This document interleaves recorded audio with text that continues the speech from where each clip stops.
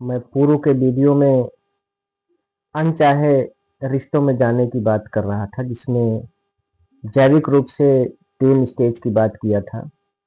प्रथम स्टेज में एस्ट्रोजन और टेस्टोस्टेरोन नामक केमिकल्स रिस्पॉन्सिबल थे। सेकंड स्टेज में डोपामिन, सीरोटोनिन और नॉरएड्रेनालिन नामक केमिकल रिस्पॉन्सिबल थे। सेकंड स्टेज में ही जब हम किसी के बारे में बार बार सोचते हैं तो डोपामिन का स्तर इतना ज़्यादा बढ़ जाता है कि वो व्यक्ति जिसके बारे में हम बहुत ज़्यादा कुछ नहीं जानते हैं, वो हमें परफेक्ट नज़र आता है और हमारे घर या परिवार के व्यक्ति या कोई भी दोस्त जो हमें इन संबंधों में जाने से रोकने की कोशिश करते हैं, हमें बुरे नज़र आते हैं।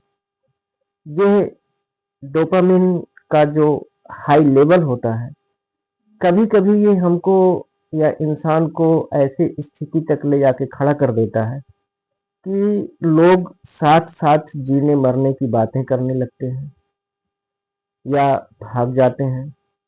इसी स्थिति में हमारे देश की बहुत सारी बेटियां हैं जो कि शोषण का शिकार भी हो जाती हैं। समझ में नहीं आता है उनको कि ये प्रेम है या कुछ और है। ये प्रेम नहीं होता है।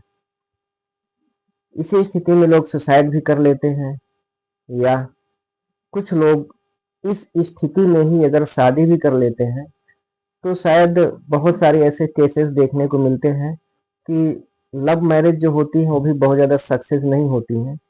वो इसी स्टेज में जब होता है। इसके बाद की जो स्टेज होती है, स्टेज 3, उस समय हमारे ब्रेन से ऑक्सीटोसिन और वासोप्रेसिन नामक हार्मोन्स निकलते हैं जो कि प्रेम संबंधों में बॉन्डिंग को मजबूत करते हैं। ये स्थिति ऐसी होती है यहाँ पर एक दूसरे के भावनाओं की कद्र की जाती है, एक दूसरे के परिवारों का सम्मान किया जाता है। इसमें मरने जीने की बातें नहीं होती हैं। इसमें सिर्फ अगर बात होती है तो वो ये होती है कि जिससे भी प्रेम हुआ है, बस वो एक दूसरे को खुश या सहयोग की भावना से ही देखते हैं।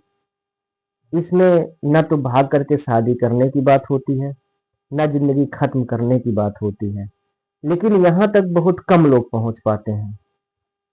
तो मैं हमारे देश की सभी बेटियों से और सभी पेरेंट्स से ये संदेश देना चाहता हूँ, ये कहना चाहता हूँ कि प्रेम के सही स्वरूप को पहचानें और अपने आप को शोषण का शिकार होने से बचाएं। अब इससे कैसे बचें?